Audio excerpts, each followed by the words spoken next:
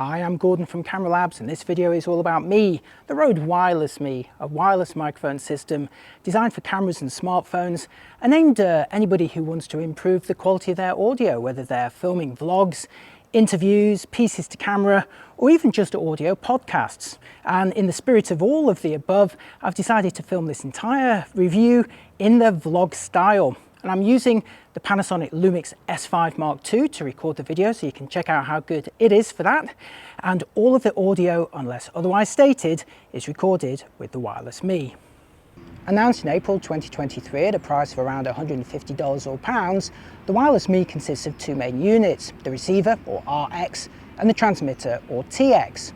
Like previous models in the Wireless Go range, both are small black boxes with a clip on the back that can either slide straight onto the hot or cold shoe of a camera or mounting system, or be used to actually clip onto an item of clothing. I've got it attached to my collar here with the clip facing forward because I think it looks a little bit more discreet than it does with the actual shiny box facing forward, but either way it is something you're going to notice, so if you want to be more discreet you will be wanting to attach your own smaller lav mic.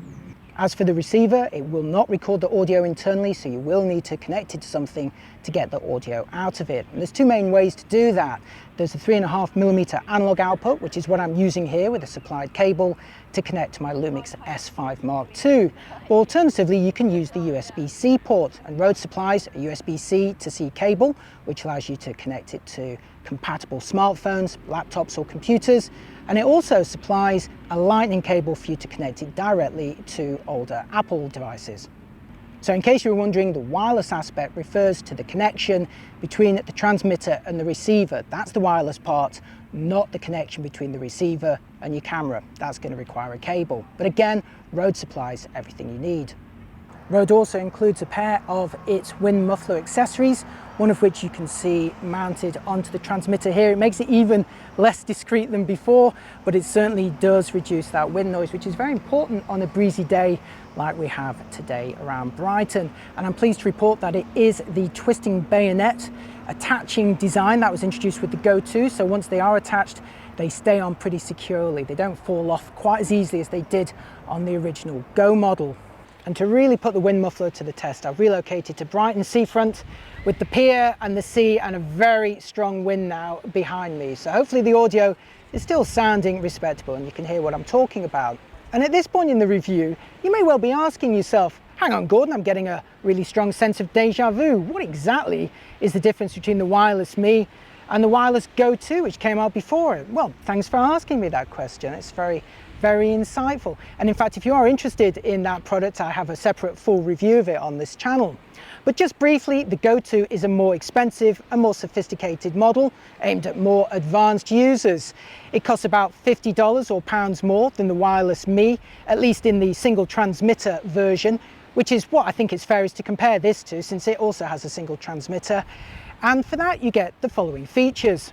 A top display on the receiver or RX unit shows the level meters and also some information on the battery life and the signal strength. That's all pretty handy when you're setting the unit up, and you also get more buttons to configure it, unlike the Wireless Me, which really does rely on you connecting it to your phone or a computer to change those settings. So do remember to bring that USB or lightning cable with you if you want to change any of those settings while you're out and about.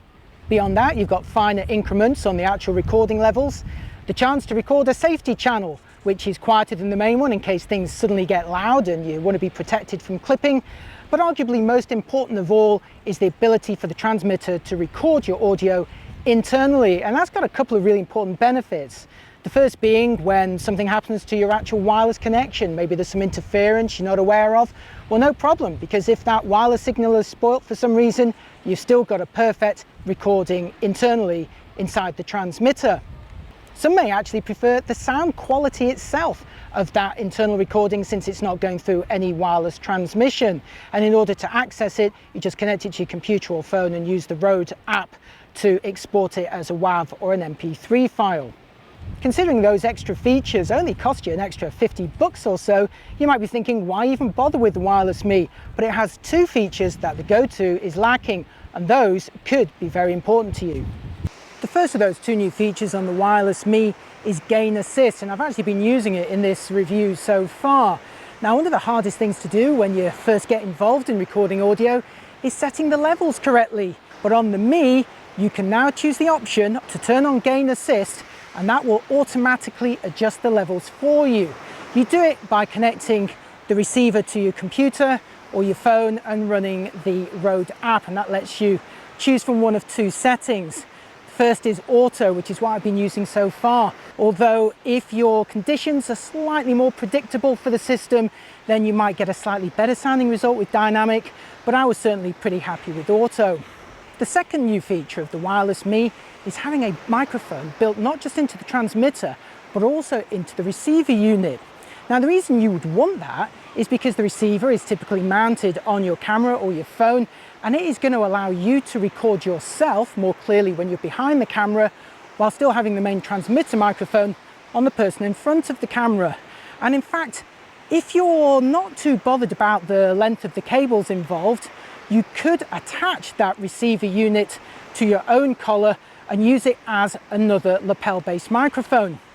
And making that even more of an interesting proposition is the fact that the receiver is the same dual channel wireless system as the Go 2, which means you can actually pair a second transmitter unit to it, giving you 3 microphones to play with. And remember, it's all wireless, it's all battery operated, it's all portable, so you could be doing a podcast style interview, either audio alone or video based, with up to 3 people all mic'd up without spending a fortune. So let's check out some of those new features in practice. The major new hardware feature on the wireless Me is, of course, the built-in microphone on the receiver unit. And I'm going to demonstrate why that's important now, because I've got the system configured at the moment so that only the audio from this microphone on Me is being recorded. So Ben is behind the camera. Ben, how are you? Splendid, thank you. Happy to be spending my lunch break with Gordon here. There could be no better thing to do, right? What do you do professionally, Ben? I'm an architect. He's very, very professional, but unfortunately we can't hear Ben very clearly because he's been picked up from this microphone on Me, which is about 3 or 4 feet away. If only there was a way to get a microphone closer to him. Okay, now for this clip, I've enabled the Me mic on the receiver unit, so we should be able to hear Ben much more clearly. Hi Ben, how are you doing now? I am splendid, happy to be heard. Yeah, still on your lunch break though, right? Yeah, that's it. Have you already eaten? Yep, done. What did you have? Cheese and pickle sandwich. You're living your best life. Let's talk about the setup here. So the idea is that, you know, Ben could be doing an interview with me, but we want to be able to hear his questions as well. So Ben, let's try that. Go on then, favourite sandwich. Favourite sandwich? Do you know what I'm really into at the moment is grilling a bit of halloumi cheese and then putting it on with some avocado and some pesto. Top sandwich. That's fancy. Yeah. Would you make that at home or are you going to eat out? I make it at home. I love cooking. Yep, okay. And that's one of the reasons you moved to Brighton, isn't it? Because you love the food scene here? Absolutely correct, yeah. In fact, one of the first things I did when I visited Brighton was I went to this place called Street Diner, which did all this really nice street food, all these stands. Yep. And then I discovered it had a really good independent food and drink scene, really good coffee too. Yep, you do like coffee. I do like coffee. I've heard that about you. It's my favourite drink. So far, I've been using manual recording levels on the Lumix S5 Mark II, and I've set that based on the volume of my voice and the various distances involved here for both Ben and myself. However, sometimes the wind picks up or the ambient noise gets a bit louder and you begin to speak a bit louder. And the problem with that is that if you are not automatically adjusting your recording levels, which this camera isn't, then sometimes you can get saturated. And in an extreme example, if I was to bring the microphone really close to my mouth, well, it should sound really saturated, it should be clipping. And this can happen on the camera operator's side. Can't it, Ben? You might have a really loud camera operator and he's right up against the microphone, talking about his favourite quotes from Anchorman, like, "Loud noises!" And that definitely clipped. That escalated quickly. If only there was a way around this situation. So now onto the second major feature of the wireless Me system. This is a software-based one, and it is gain adjust. Now in the previous clip, we had it turned off, which meant when the sound suddenly got loud, well, there was the risk of saturation. However, now we have reconnected the microphone or the receiver unit to my phone and set gain adjust to auto. So this should hopefully detect when things get loud and automatically turn itself down. So I'm going to speak really loudly here, and normally this would attract a lot of attention. Yeah, it is. People are looking at me in this park. They're on their lunch break. Right, I'm going to bring this much closer to my mouth now. Here I am speaking directly into the microphone. I'm about 1 inch away from it. This should sound terrible. No signs of any red yet. Really? Now Ben is referring to the audio levels on the Lumix S5 II, which I'm using to record here, and I can confirm that the S5 II's audio settings are manual at this point. I've set the levels manually for the previous clips, so the thing that is doing the volume control adjustment here is the Rode Wireless Me, and I'm speaking up a bit louder. This isn't being too contrived because there is some wind blowing now. Hopefully the wind muffler is blocking that out, but it's natural to raise the volume of your voice under these conditions. Even if the wind muffler is doing a great job, I'd be speaking louder, but hopefully it is now adjusting those automatically, and that is going to make this system much easier to use.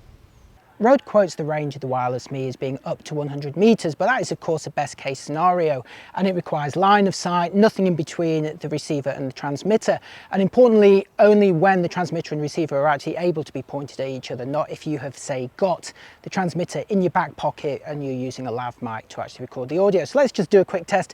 I'm going to have a little wander off and count the number of paces that we can still hear it at. So I'm going to keep talking and start counting. So if I was to start here, we're about 1, 2, 3, 4, 5, 6, 7, 8, 21, 22, 23, 24, 25, 26, 27, 28, 29, 30, 31, 34.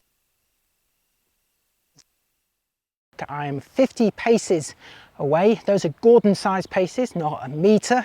I'm not that big, but I'm quite distant. There's no way that anybody would really use the microphone in this scenario. So I'm about 40 paces from the camera. This is pure line of sight. If I was to maybe, let's try a bit closer. Now I'm 30 paces away from the receiver unit. Line of sight should sound pretty good. If I turn away, maybe you won't hear me so well because my body is between the receiver and the transmitter, but if I come back, hopefully you should be able to hear me again. Let's try a bit closer. Here I'm about 20 paces away from the camera. This is a distance that it should work absolutely fine, but if I turn away, let's see if the system can still pick up my audio when I'm facing in an opposite direction, and now back again. From here, I'm about 10 paces away from the receiver unit. This is an easy distance when I'm facing the camera, and if I turn it away, here is the result. Again, the reason that I'm doing this is because if you have the transmitter unit in a back pocket and you're using a lav mic to pick up the audio, then this could be something you should be aware of range-wise. The solution, of course, is to put the transmitter in your front pocket so that it is facing the receiver as much as possible. If you prefer, you could use the Wireless ME for audio only, maybe for a podcast, for an interview. And I've got the receiver unit connected to my Samsung Galaxy S20 phone using USB-C. So this is a wired connection to the phone. And the receiver unit is attached to Ben. Ben, how are you doing? Yeah, good, thank you. Enjoying this walk. Yeah, it's quite nice, isn't it? We're having a little walk around the park, so this could be a kind of podcast environment. So we're not recording video for this, this is just pure audio. So Ben, can you describe what you're actually doing with my phone? So at the moment, the microphone is plugged in, USB-C into, is that USB-C on the phone? Yeah, yeah. And it's using the Rode app.